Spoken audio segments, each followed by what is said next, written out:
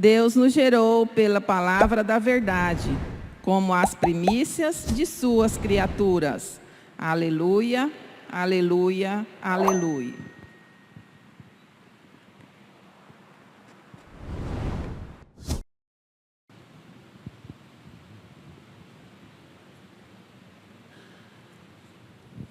O Senhor esteja convosco. Proclamação do Evangelho de Jesus Cristo, segundo Mateus. Naquele tempo, Jesus contou-lhes outra parábola. O reino dos céus é como uma semente de mostarda, que um homem pega e semeia no seu campo. Embora ela seja a menor de todas as sementes, quando cresce, fica maior do que as outras plantas e torna-se uma árvore, de modo que os pássaros vêm e fazem ninhos em seus ramos. Jesus contou-lhes ainda uma outra parábola. O reino dos céus é como o fermento que uma mulher pega e mistura com 3 porções de farinha, até que tudo fique fermentado. Tudo isso Jesus falava em parábolas às multidões. Nada lhes falava sem usar parábolas, para se cumprir o que foi dito pelo profeta: abrirei a boca para falar em parábolas, vou proclamar coisas escondidas desde a criação do mundo. Palavra da salvação.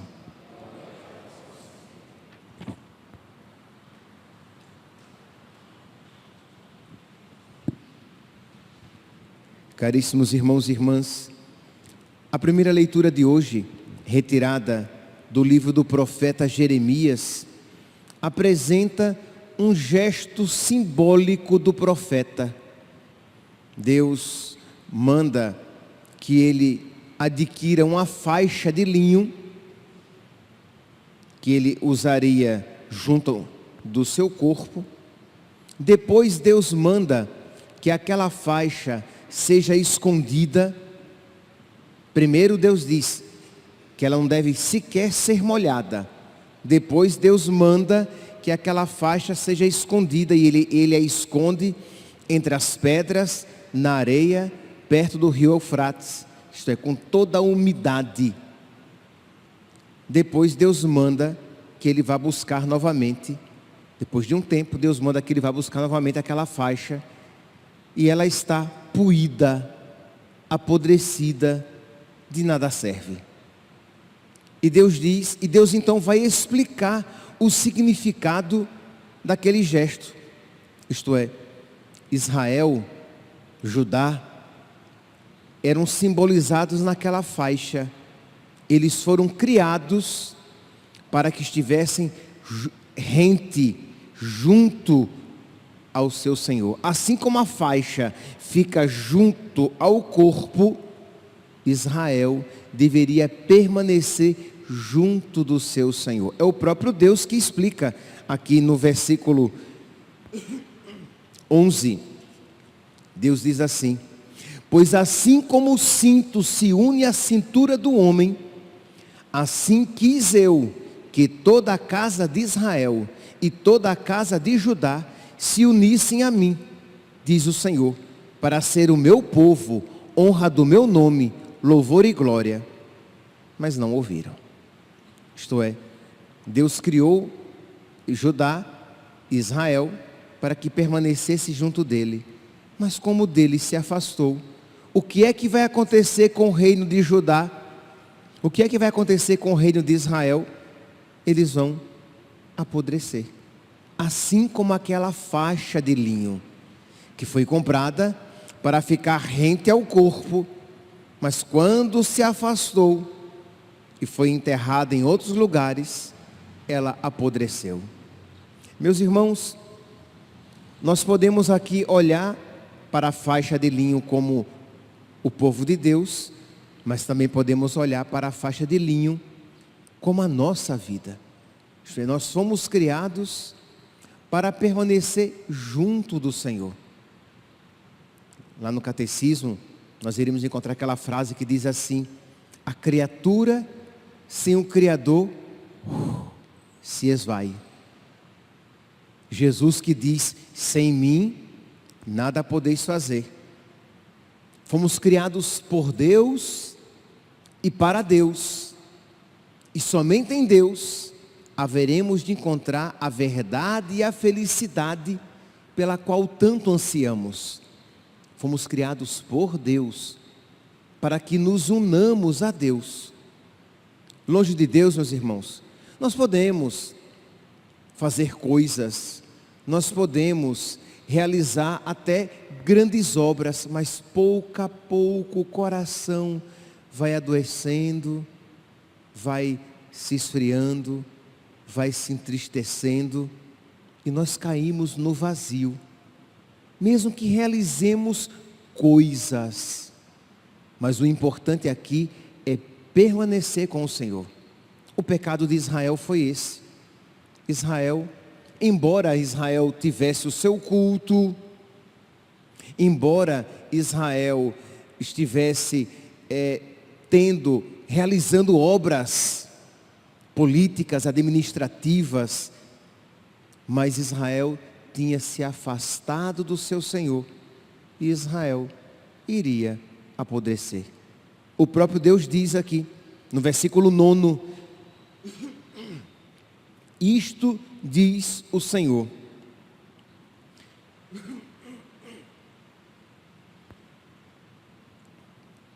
assim farei apodrecer a grande soberba de Judá e de Jerusalém, este povo perverso. Aí vem o caminho do afastamento de Deus, que aconteceu com Israel, que aconteceu com Judá. Este povo perverso, que se recusa a ouvir minhas palavras, convive com a maldade no coração e vai atrás de deuses estrangeiros. Isto é, primeiramente, se recusa a ouvir a palavra de Deus. Isto é, não a leva mais em consideração. E o que é que acontece? O seu coração se endurece e você vai coabitando, coexistindo com realidades más, contrárias a Deus. Percebe que aqui não está falando que já acontece o abandono de Deus. E começa-se como recusando-se a ouvir a palavra. Vocês compreendem que ouvir aqui a palavra não significa simplesmente você não ter contato com a palavra. Não ouvir a palavra aqui significa não levá-la em consideração, não obedecer à palavra. Você a conhece, você sabe qual é a vontade de Deus, mas você não a leva em consideração. Entra por um ouvido, sai por outro. Você não medita, você não rumina a palavra de Deus para que ela se faça carne em você. Você se recusa a levá-la em consideração. E aí você vai vivendo segundo a sua vontade, do seu jeito. Você lá no fundo do seu coração, você até sabe que é errado, mas você vai fazendo as coisas do seu jeito. Então, se recusa a ouvir minhas palavras, convive com a maldade no coração, endurece o coração, e aí a consequência é essa: mais cedo ou mais tarde, você vai colocar outras coisas ou pessoas no lugar de Deus, e vai atrás de deuses estrangeiros, prestando-lhes culto. Este é o caminho de todo afastamento de Deus. Isso aconteceu com Israel, isso pode acontecer com todos nós. De modo que a pergunta hoje é: eu tenho permanecido junto de Deus? A pergunta, meus santos, não é se eu tenho feito coisas para Deus.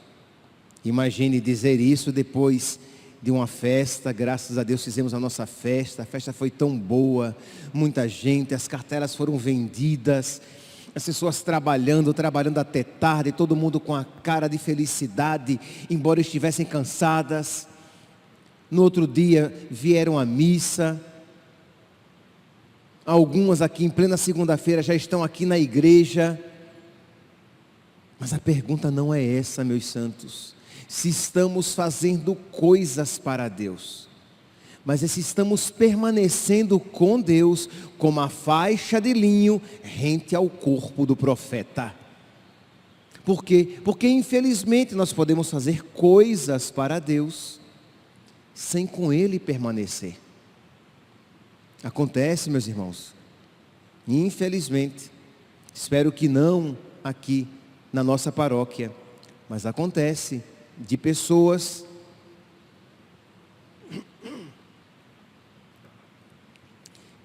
que são coordenadores de grupos, de movimentos, de comunidades, são ministros extraordinários da comunhão, são catequistas, são pessoas que estão ali servindo na igreja, mas com a vida agarrada ao pecado. Não é triste quando a gente ouve alguém que vem assim: padre, católico pode ser maçom? Digo, não, de jeito nenhum, católico não pode ser maçom. Mas fulano, que é ministro, ele é maçom. E aqui é apenas um exemplo. Pessoas que, imagine, vestindo a camisa da comunidade, do grupo, aquele grupo animado, fervoroso, mas aqueles jovens que estão à frente daquele grupo, tudo tendo vida sexual, com as suas namoradinhas, com os seus namoradinhos. Percebe aqui? Não sei se vocês conseguem perceber. Pessoas que estão na igreja, servindo, fazendo coisas, mas deixaram de ouvir a palavra de Deus, seguiram apenas o seu mau coração, não querem mais mudar de vida, não querem uma postura diferente. Afinal de contas, eu faço tanto para Deus, eu sirvo tanto na igreja, eu faço tantas coisas.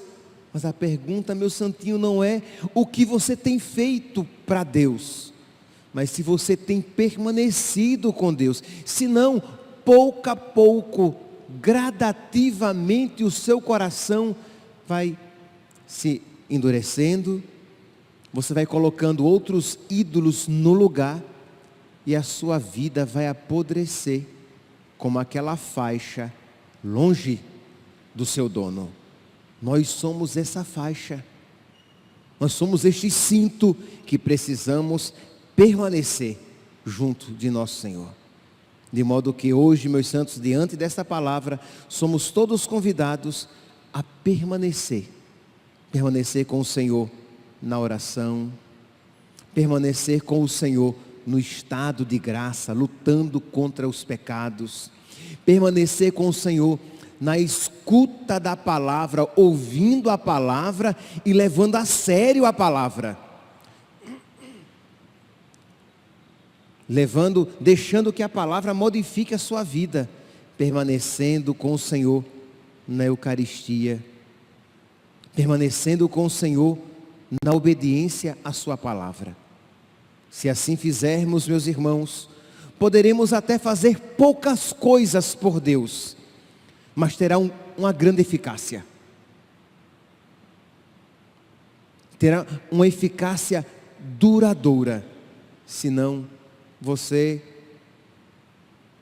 que prega o Evangelho, você que é padre, você que é uma grande catequista, é um grande catequista, você que é um ministro que trabalha muito na comunidade, você vai se perder, porque você não tem permanecido com o Senhor. Que cada um aqui, meus irmãos, peça a nosso Senhor esta graça, para que a nossa vida seja verdadeiramente fecunda. Louvado seja nosso Senhor Jesus Cristo, para sempre seja louvado.